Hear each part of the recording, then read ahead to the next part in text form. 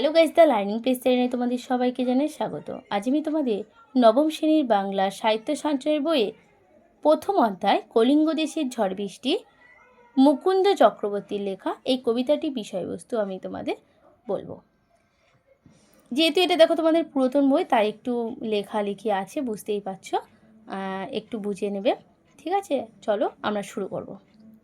কলিঙ্গ দেশের ঝড় বৃষ্টি। কলিঙ্গ দেশের ঝড় বৃষ্টি কবিতাটি অম্বিকামঙ্গল কাব্যগ্রন্থ থেকে নেওয়া হয়েছে। 1577 খ্রিস্টাব্দে রচিত কবিকঙ্কন মুকুন্দ চক্রবর্তী অভয়মণ্ডল কাব্যের আখণ্ডটি খণ্ড থেকে আলোচ্য কলিঙ্গ দেশের ঝড় বৃষ্টি কবিতাটি সংগৃহীত হয়েছে। দেবী চণ্ডী কৃপাধন্য ব্যর্থ কালকেতু যখন দেবীর সাধনায় ধ্যানমগ্ন ছিলেন, তখন বরাব ভয়দায়িত্রী দেবী চণ্ডী তার সাধনার প্রীতি হয়ে পূর্ব প্রতিশ্রুতি অনুযায়ী তাকে গুজরাট রাজ্যের রাজপদে আসীন করার জন্য তৎপর হয়ে ওঠেন। এই উদ্দেশ্যে কলিঙ্গ দেশে তাণ্ডব সৃষ্টির মাধ্যমে সেখানকার জনগণকে গুজরাট রাজ্যের দিকে ধাবিত হতে বাধ্য করেছেন। দেবীর বক্র কটাক্ষে সৃষ্টি এই তাণ্ডব লীলার অনুপুঙ্খ বর্ণনা রয়েছে এই কাব্যগ্রন্থে। কলিঙ্গ দেশের অধিবাসীগণ প্রত্যক্ষ করেছেন যে ঘন কালো মেঘে আচ্ছন্ন হয়ে আকাশ অন্ধকার হয়ে গেছে। এই অন্ধকার এতই গাঢ় যে প্রজাগণ নিজের অঙ্গ পর্যন্ত দেখতে পাচ্ছিল না।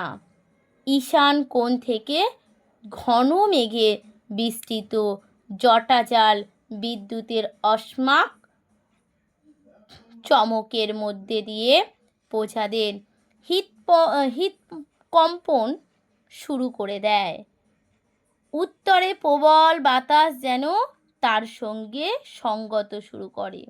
সমস্ত গগনমণ্ডল চারি মেঘে দ্বারা আচ্ছন্ন হয়ে মুষলধারায় বর্ষণে যেন ভেঙে পড়েছিল প্রজাদের মাথার ওপর। সমগ্র কলিঙ্গের রাজ্যের ওপর আকাশের মেঘে ঘন গর্জন সমস্ত শান্তি হরণ করে নিয়েছেন অকালে। আসন্ন প্রবলের আশঙ্কা প্রজাদের মন বিষণ্ণ হয়ে ওঠে। হুড়মুড় দূর দূর শব্দে প্রচণ্ড ঝড়ে দাপট ও ঝাপটার উত্তেজিত হয়ে প্রজারা নিজেদের ঘরদোর ছেড়ে নিরাপদ আশ্রয়ের সন্ধানে দৌড়ে নিতে থাকে। সবুজ শ্যামল শস্য ক্ষেত সদ্য ধূলিধূসরতা প্রাপ্ত হয়ে প্রজাদের চমকিত করে উল্টে পড়ে যায় মাটিতে। আর দিক থেকে হাতি তার সুর দিয়ে যেন জল ছিটিয়ে দিতে থাকে কলিঙ্গ দেশের ওপর। ব্যাঙের চোখমিত লম্ফনের মতন ইতস্তত বজ্রঘাত ঘটতে থাকে। প্রবল ঘর্ষণের সমস্ত জলাশয় ভীষণ প্লাবিত পথঘাট জলে নিমজ্জিত করছিল। তা দেখে মনে হতে থাকে যে সমস্ত পৃথিবী যেন জলে একাকার হয়ে গেছে আর পথ হারিয়ে গেছে। প্রবল ঘন ঘন বজ্রপাতের শব্দে কেউ কারোর কথা শুনতে পারছিল না। আতঙ্কগ্রস্ত কলিঙ্গবাসী বজ্রপাত নিবারণের জন্য ঋষি জৈমিনীকে একান্তভাবে স্মরণ করতে থাকেন। সূর্যকিরণ দূরস্থিত অমাবস্য রাত্রি আধার যেন ঢেকে ফেলেছে কলিঙ্গকে। সাপের গর্তের মধ্যে জল ঢুকে পড়ায় তারাও মৃত্যুর দূতের মতন ইতস্তত চারিদিকে ঘুরে বেড়াতে থাকে।